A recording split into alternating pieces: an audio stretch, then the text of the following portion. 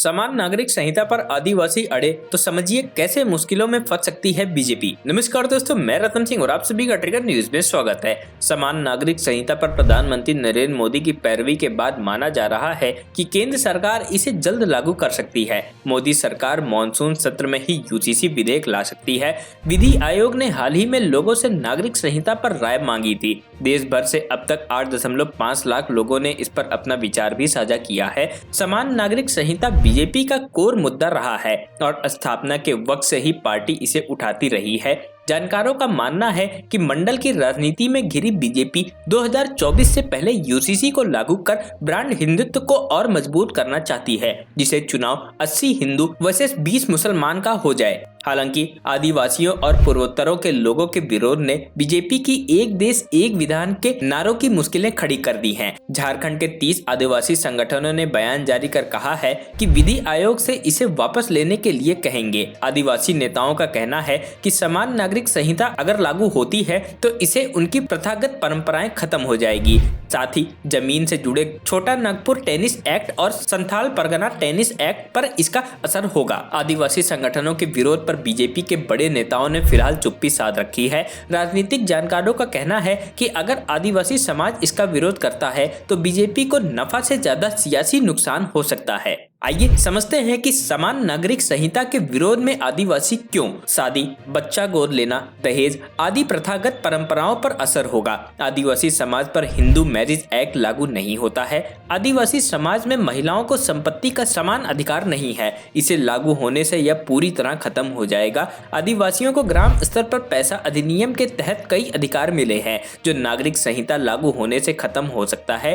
जल, जंगल और जमीन सुरक्षित रखने के लिए आदिवासी को सीएनटी और एसपीटी एक्ट के तहत विशेष अधिकार मिले हैं। भारत में 10 करोड़ से अधिक आदिवासी हैं, जिनके लिए लोकसभा की 47 सीटें आरक्षित की गई हैं। मध्य प्रदेश में 6, उड़ीसा झारखंड में 5-5, छत्तीसगढ़, गुजरात और महाराष्ट्र में 4-4, राजस्थान में 3, कर्नाटक और आंध्र और मेघालय में 2-2, जबकि त्रिपुरा में लोकसभा की 1 सीट आदिवासियों के लिए आरक्षित है। लोकसभा की कुल सीटों का यह करीब 9% है, जो गठबंधन पॉलिटिक्स के लिहाज से काफी अहम भी है। आरक्षित सीटों के अलावा मध्य प्रदेश की 3, उड़ीसा की 2 और झारखंड की 5 सीटों का समीकरण ही आदिवासी ही तय करते हैं। साथ ही करीब 15 लोकसभा सीटों पर आदिवासी समुदाय की आबादी 10 से 20% के आसपास है, जो जीत हार में अहम भूमिका निभाती है। कुल मिलाकर कहा जाए तो लोकसभा की करीब 70 सीटों का गुणा गणित आदिवासी ही सीट करते हैं। 2019 में बीजेपी को आदिवासियों के लिए रिजर्व 47 में से करीब 28 सीटों पर जीत मिली थी।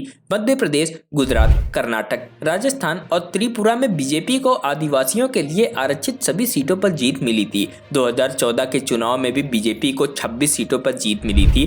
राजस्थान, मध्य प्रदेश, गुजरात की आदिवासी रिजर्व सीटों पर पार्टी ने क्लीन स्वाइप किया था। देश के 10 राज्य मध्य प्रदेश, छत्तीसगढ़, उड़ीसा, आंध्र प्रदेश, झारखंड, राजस्थान, गुजरात, कर्नाटक, महाराष्ट्र और तेलंगाना के विधानसभा चुनाव में भी आदिवासी वोटर्स निर्णायक भूमिका में होते हैं। मध्य प्रदेश, राजस्थान, छत्तीसगढ़ और तेलंगाना में 5 महीने बाद चुनाव होने हैं। मध्य प्रदेश में 21% आदिवासी हैं, जिनके लिए 230 में से 47 सीटें आरक्षित हैं। आदिवासी इसके अलावा भी 25 से 30 सीटों पर असरदार हैं। मध्य प्रदेश में बीजेपी और कांग्रेस के बीच पिछले चुनाव में सीटों का फासला काफी कम था। ऐसे में आदिवासी रिजर्व सीट इस बार दोनों पार्टियों के लिए काफी महत्वपूर्ण है। इसी तरह राजस्थान में आदिवासियों की संख्या 14% के आसपास है। यहाँ 200 में से 25 सीटें आदिवासियों के लिए आरक्षित हैं। सत्ता बदलने की रिवाज वाले राजस्थान में ये 25 सीटें काफी अहम हैं। छत्तीसगढ़ की 34% आबादी आदिवासियों की है। यहाँ 90 में से 34 सीटें आदिवासियों के लिए आरक्षित हैं। यहाँ भी कांग्रेस और बीजेपी के बीच सीधा मुकाबला है। तेलंगाना में आदिवासियों के लिए आरक्षित सीटों की संख्या भले कम है, लेकिन बीजेपी, बीआरएस और कांग्रेस के बीच त्रिकोणीय मुकाबले में यह काफी अहम है। आदिवासी नेता लक्ष्मी नारायण मुंडा कहते हैं, आदिवासियों के बीच पलायन का मुद्दा सबसे बड़ा है और 2014 में बीजेपी ने इसे खत्म करने की बात कही थी, लेकिन मूल मुद्दा छोड़ नागरिक संहिता की बात कर रही है। हमारे पास जल, जल, जंगल और जमीन को बचाने के लिए कुछ विशेष कानून हैं। अगर वो भी छिन जाएंगे तो क्या करेंगे? मुंडा आगे कहते हैं कि सरकार की मंशा सही नहीं है और एक विशेष एजेंडे के तहत इसे लागू किया जा रहा है।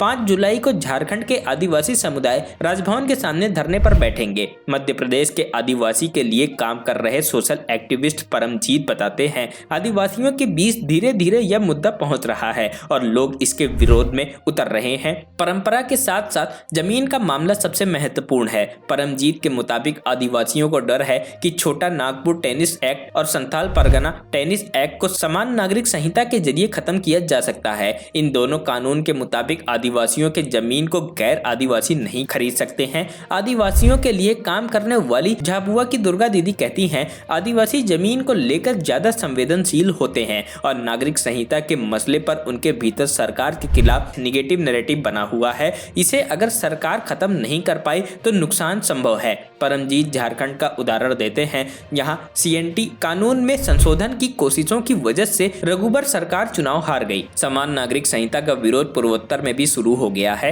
पूर्वोत्तर के नेताओं का कहना है कि नागरिक संहिता समाजों के लिए खतरा पैदा करेगा। संविधान के अनुच्छेद 371A और 371G के अनुसार पूर्वोत्तर राज्यों की जनजातियों को विशेष प्रावधानों की गारंटी दी गई है जो संसद को किसी भी कानून को लागू करने से रोकते हैं। शादी, तलाक, उत्तराधिकार और गोद लेने के मामलों में भारत में अलग अलग समुदायों में उनके धर्म, आस्था और विश्वास के आधार पर अलग अलग कानून हैं। UCC का मतलब प्रभावी रूप से विवाह, तलाक, गोद लेने, उत्तराधिकार, विरासत वगैरह से संबंधित कानूनों को सुव्यवस्थित करना होगा। यानी समान नागरिक संहिता लागू हुआ तो शादी और संपत्ति बंटवारे पर सबसे अधिक फर्क पड़ेगा। वर्तमान में भारतीय अनुबंध अधिनियम 1872, नागरिक प्रक्रिया संहिता, संपत्ति हस्तांतरण अधिनियम 1882, भागीदारी अधिनियम 1932, साक्ष्य अधिनियम 1872 जैसे मामलों में सभी नागरिकों के लिए एक समान नियम लागू हैं, लेकिन धार्मिक मामलों में सबके लिए अलग अलग कानून लागू हैं और इनमें बहुत विविधता भी है।